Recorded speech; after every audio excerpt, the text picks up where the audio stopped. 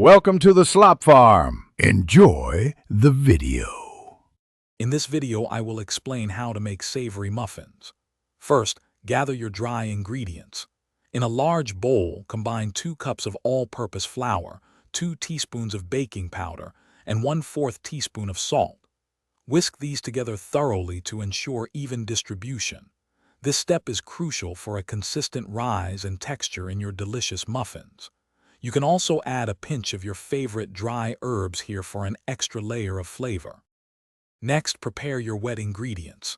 In a separate bowl, whisk together 1 large egg, 1 cup of milk, and 1/4 cup of vegetable oil until they are well combined. Now, pour the wet mixture into the dry ingredients. Gently fold them together using a spatula. It is very important to mix just until the ingredients are combined, as overmixing will develop the gluten too much, resulting in tough, rather than tender, muffins. Now for the fun part, customization.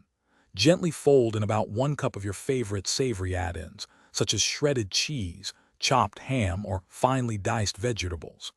Distribute the batter evenly into a 12-cup muffin tin lined with paper cases, filling each about 2/3 full. Bake in a preheated oven at 375 degrees Fahrenheit for 20 to 25 minutes, or until golden brown and a skewer inserted comes out clean. Once baked, let your delicious savory muffins cool in the muffin pan for about 5 minutes. This allows them to firm up slightly before you transfer them to a wire rack to cool completely.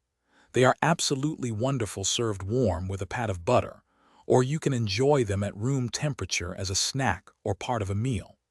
Don't forget to check the description below for a link to a fantastic book that can truly change how you think about money, as well as other great deals. Thanks for watching. Consider subscribing if we helped you today.